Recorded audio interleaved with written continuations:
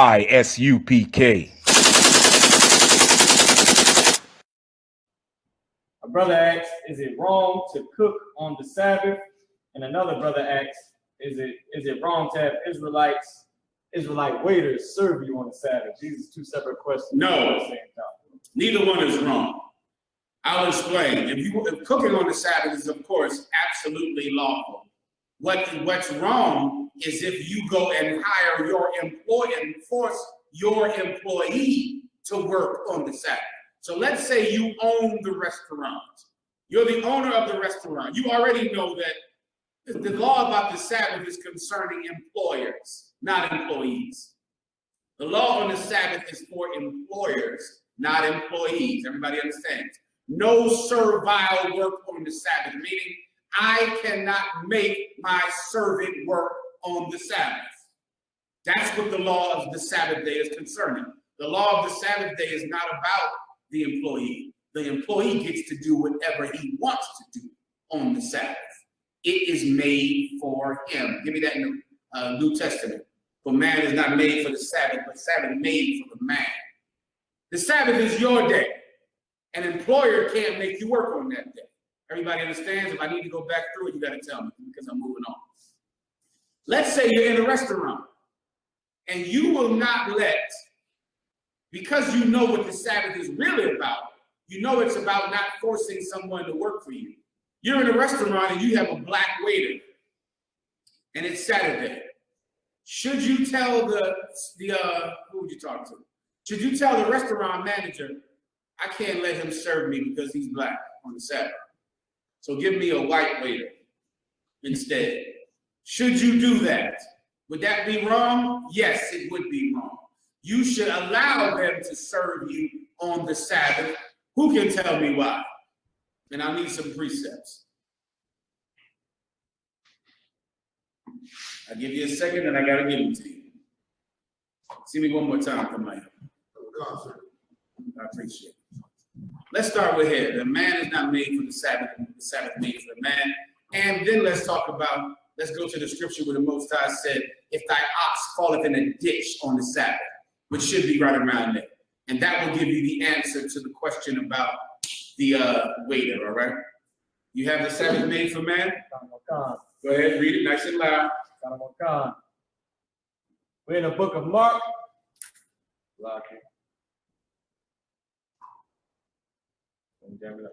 We're in the book of Mark, chapter 2, verse 27.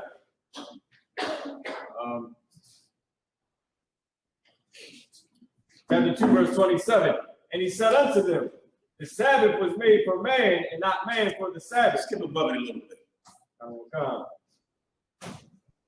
I'm going 2 verses up.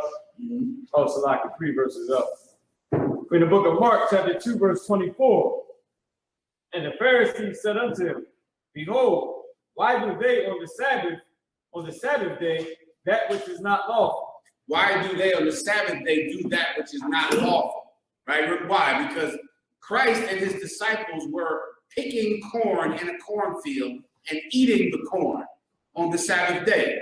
And just like fake Israelites of today, they thought that it was unlawful to grab an ear of corn, pull it off of a stalk, strip it, boil it, salt it, and butter it, and eat it. They thought that was unlawful to do. So they went to Christ and they said, what?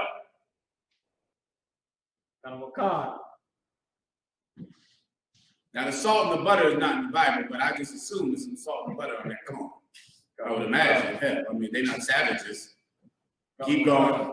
Behold, why do they on the Sabbath day that which is not lawful? The Sadducee and Pharisees said, look at your disciples picking corn on the Sabbath. Why do they do that which is not lawful? They thought it was unlawful to pick corn on the Sabbath. Go ahead. And he said unto them, have ye never read what David did when he had need and was in hunger? He and they that were with him. David, he and they that were with him, they were hungry. Keep going. Verse 26. How he went into the house of the power and the days the house of the Most High would be the best one right there. And the house of the Most High and the days of Abiathar the high priest, and did eat the showbread which is not lawful to eat. Let me skip you down real fast, all right, for time's sake. Skip down as I begin to teach this, all right? They went and they ate bread that was lawful only for the priest to eat. It wasn't lawful for anyone else to eat. Only the priest could eat this bread that was in the temple. As to everyone else, they could only look at the bread. It was showbread. Only the priest could eat it. But when David was hungry, he ate that bread because he was hungry. And the brothers with him were hungry. And they were on a mission for the Most High. Keep going. And he said unto them, the Sabbath was made for man and not man for the Sabbath. Read it again. The Sabbath was made for man. The Sabbath was made for man, not man for the Sabbath. Right. The Lord has showbread in the temple. And that showbread is for the priest. But if a poor person is starving to death, give him the goddamn showbread. You understand? You're not supposed to eat it. It's for the priest. You're not a priest, but you are starving to death. So give him the showbread. Without Jesus Christ, Yahushua, our King, no one could understand the law in the Old Testament. The law in the Old Testament is not designed to kill you. It's designed to make you live. So there's bread that the priest is for the priest to eat. The Most High has made sure that the priests have this bread. No one else is allowed to get it, because if they get it, then the priest can't get it. But if the priests are full and there's a hungry brother and his men in front of you, give him the bread. Right. Everybody gets it. That's simple enough to understand, right? Keep going, Marah. Come on, God. Verse 28. Therefore the Son of Man, verse, and not man for the Sabbath. The Sabbath is made for man and not man made for the Sabbath. Fake Israelites, and I think Jewish people also, definitely Jewish people, they don't understand the Sabbath, and because of that, they're cruel to people on the Sabbath. And they punish people for breaking the Sabbath that have not broken the Sabbath. Commanding General YAHANNA, he's the priest in charge of this school. And by right, all the tithes should go to him. But because he sees your poverty, he uses the tithes to pay your rent and to get you out of jail and to feed your kids. Everybody understands that, right? Because he understands what the tithes law is really about. He understands what the showbread scripture is really about.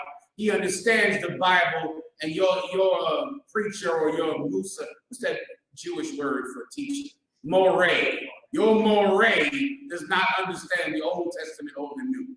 You get the point. Now skip me down. Man is not made for the Sabbath. The Sabbath is not here to give you something to serve. So now I have to starve because I didn't cook my food the day before. So I cannot eat today because the Sabbath requires me to not eat today. The Sabbath requires me to not pick corn today. The Sabbath requires me to not push the down button in the elevator. So I have to sit here on this floor because I can't push the down button on the elevator. The Sabbath says I can't flip on the light switch. So I have to sit in the dark. The Sabbath is not for you to serve it. The Sabbath is here to serve you. The Sabbath is your day off. The Sabbath is for man. It's for you. You get the point. Marah. Therefore, the Son of Man is Lord also of the Sabbath. Therefore, Christ is Lord of the Sabbath. That's what I just described to you. Christ knows how to keep the Sabbath. Man knows how to keep the Sabbath. Who is the Son of Man? You are the Son of Man. You understand? You. Who birthed you into this world? A man. You are the son of a man. You are Lord of the Sabbath. What does that mean? The Son of Man is Lord of the Sabbath. We just read that, right? Now, okay, maybe this is confusing you. A lot of Christians think that Christ is the only Son of Man. Is that correct? What do Christians say about it? Who knows? You've heard of Christians say the Son of Man, right? The Son of Man. Christians think the Son of Man is only talking about Jesus Christ. Well, you can read the book of Ezekiel. Yeah. Son of Man too. Ezekiel, the Most High called Ezekiel the Son of Man. That's correct. The Son of Man is any man. You can look it up in your Bible dictionary. Any man is the Son of Man because your father was a man. Right. The Son of Man is just like saying man today. Today we say, what's up, man? Man, where you going? Man, stop playing with me. 6,000 years ago, we would say, son of man, where you going? What's up with you, son of man? Son of man, stop playing with me. You get my point? That's all. That's all it is. You with me? So the Son of Man is the Lord of the Sabbath. So then who is Lord of the Sabbath? Somebody else? We are. So who decides what you do on the Sabbath? We do. That's the point. The Son of Man is the Lord of the Sabbath. Who decides who lives in an apartment building? The landlord, right? Give me some other lords. There's not many lords in America. In England, there's many different lords. The governor is his lordship, right? The Lord means the master. The master decides what happens, sis. A wife, give her a hand. A wife, if you're a woman, your husband is your Lord. He decides what you do. Well, the Son of Man is the Lord of the Sabbath. The Son, which means he's a boy, a male. The Son of Man means his father is a man. The Son of Man. The Son of Man is Lord of the Sabbath. So you decide what you do on the Sabbath. Who can't decide what you do? Your employer. That's right. Your boss. Your boss can decide what in the hell he does on the Sabbath. He can decide if he'll cook for his damn self on the Sabbath. He can decide if he'll sweep his own floors on the Sabbath. That's up to him.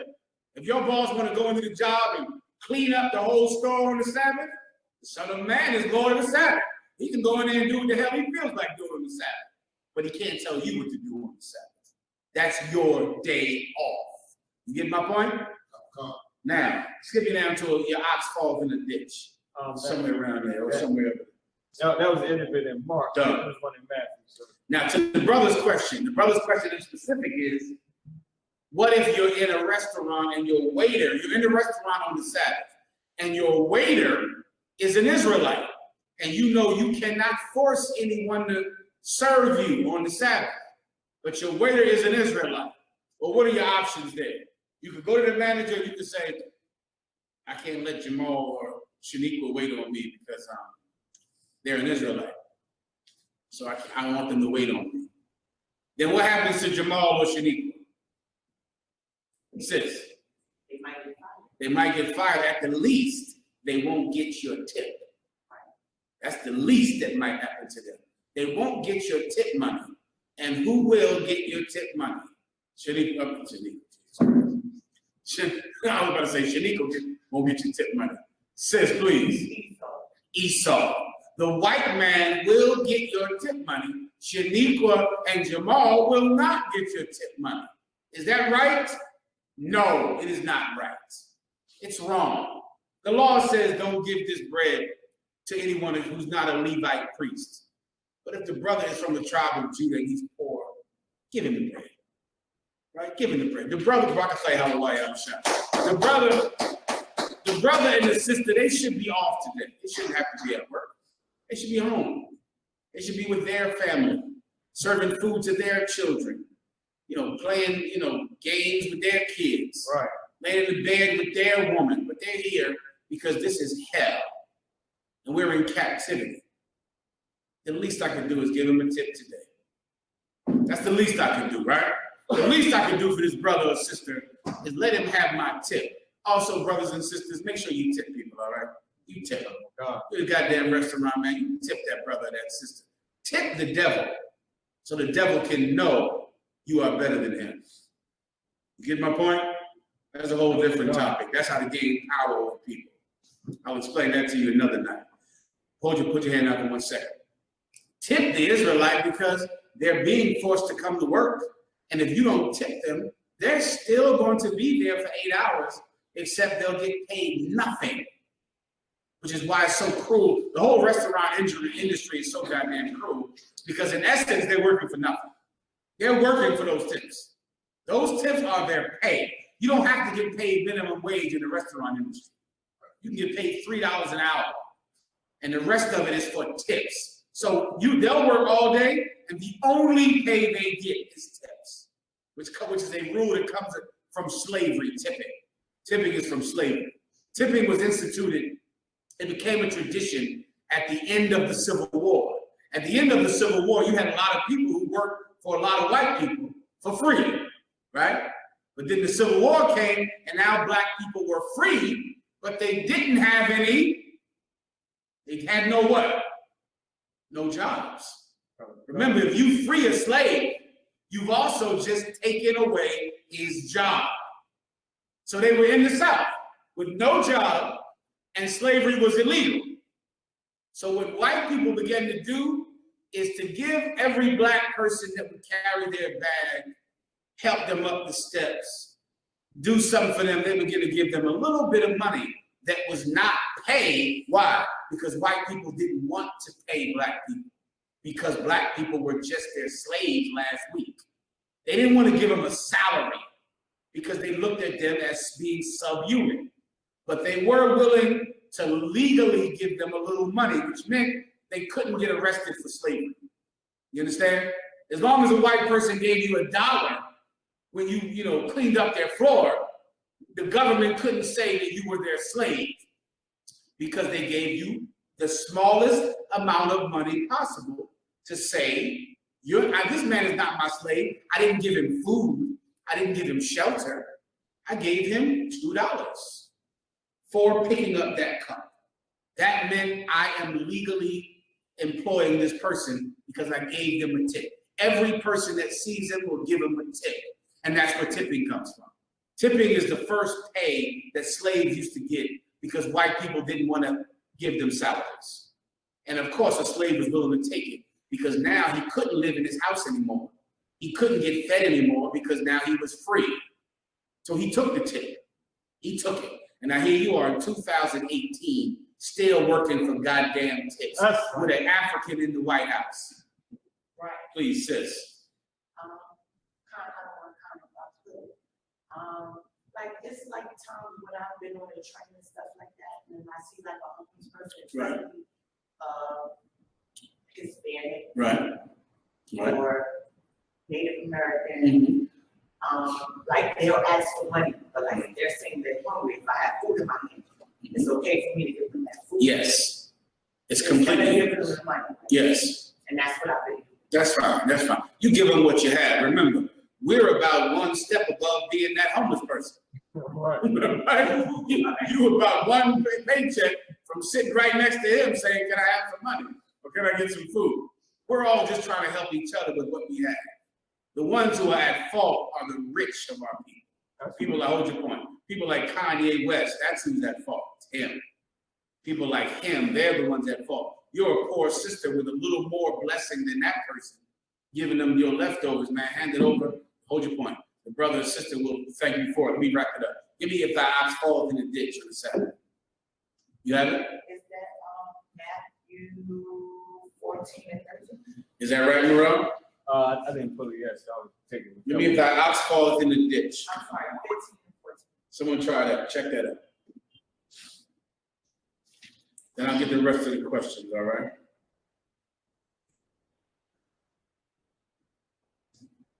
Blind, so that one is not it. I'll find it for you. It's all right. That's the blind lead the blind. That's another good one. That's a different topic. Talking, sir, if I could, the questions that's still on this topic. Go ahead. A brother and a sister typed in while you was teaching. A brother said, One second. Luke 14 and 15. Come on. Go ahead. A brother said, two different brothers. One said, can you sleep with your rib during the Sabbath? And another one said, if you own your own business, can you run your business on the Sabbath? If you own your own business, shut your business down on the Sabbath. Right. Precept. The kingdom of heaven is within you. You understand? If you own your own business, what you should be doing is making a world that is like the kingdom of heaven in this evil world. That's right. So how dare you be an Israelite and make your employees work on the Sabbath? That's cruel. You're a hypocrite. You own your own business, they're off on the Sabbath. Let them do whatever they want on the Sabbath. What do? Make them work extra hours in the weekday. That's what I would do. I would say, listen, nobody's working on Saturday. So, you can work, 2 extra hours on Wednesday, another 3 on Thursday, another 3 on blah, blah, blah, to make up for the time. We'll have late hours in the week. Why? Because I know that this business will fail if the Most High doesn't bless it. You're already a Black or Hispanic trying to start a business in America, which means you're going to fail without the Lord's help. In America, 85% of restaurants shut down within a year. 85%. In America, you should go look up the numbers on Black entrepreneurship. It's a joke. I mean, it's like the funniest number in the world. It's like there are about, I think, 100,000, 200,000 Black entrepreneurs in America, and 90% of them have 0 employees. 90. Meaning, a Black entrepreneur is some brother on a computer at his house. Some Benjamite with no employees. Because of course, when we create businesses, the employees work under the table. You get my point? We don't have actual employees. You just set up a business and you're the only employee. Everyone else is just getting paid under the table. When you go research the facts on it, it's a joke. So why fail like everyone else? Get the Lord on your side. You're going to need the help. That's for damn sure. So no, you should not open your business if you're an employee on the Sabbath. If you're an employer on the Sabbath, Marah. The one about sleeping with the red. Can you sleep with your woman on the Sabbath? Yes, you can. You can keep sleep with your woman on the Sabbath. Precept. I'll make it even simpler for you. Why can't you? Let's start there. Don't prove to me that you can. Prove to me that you can't. Remember, I said prove to me that you can't. That's step 1.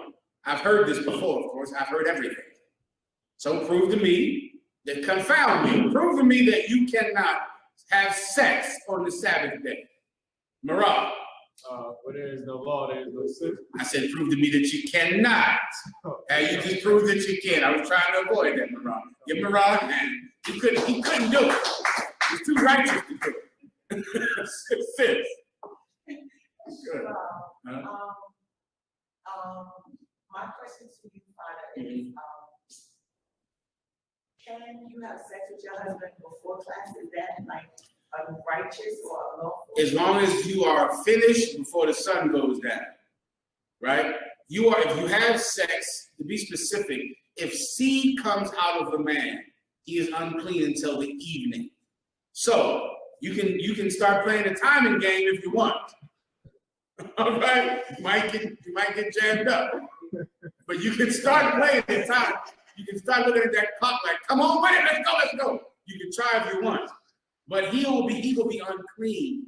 If it happens and the sun goes down, when he ejaculates, he is unclean for 24 hours. Go ahead. So saying like if the sun is going down, like if you start before the sun goes down, You better hurry up, because if that sun goes down and it's not finished, he's unclean. If you're wise, you might want to start when, at noon. You might want to start when you got, your husband is a young, strong man. You better start it with him at 6 a.m. You better start with him early in the day, because he go all night, I'm sure. He's strong. Don't start with him at 5 o'clock, because he ain't going to be done until 3 a.m. Everybody understands, all right? I got to move on. Rob, read the scripture for him, all right? Where there is no law, there is no sin. That's why you can have sex on the Sabbath. That's why I can wear boots. That's why I can carry a pocket knife. Because there's no law saying I cannot carry a pocket knife. You get my point? Where there is no law, there is no sin. That's why I can have a cell phone and speak into a microphone. Because where there is no law, there is no sin. You can have sex on the Sabbath if you want to, because you are Lord of the Sabbath. Everybody understand? All of me G's, them strap machine grease. When yeah, now one general a speak. King of Kingston guns, them not discreet. Hustle the money, no funny fee. Why if he die right, them off that are the least. I young dogs with the crocodile teeth. But some gun with the normal, touch show them in a formal. Lyrically deadly in a dancehall. Knock the place in a hurry from Surrey, go back to Cornwall. Don't test the ground, Godzilla, me a still a killer. Bang, boom, bang, boom, bang, boom, bang, boom, bang, boom, bang. Them a chat up them out, we no fear them. Bang, boom, bang, you know we don't fear them. Bang, boom, bang, boom, bang, boom, bang, boom. Boy a chat up them out.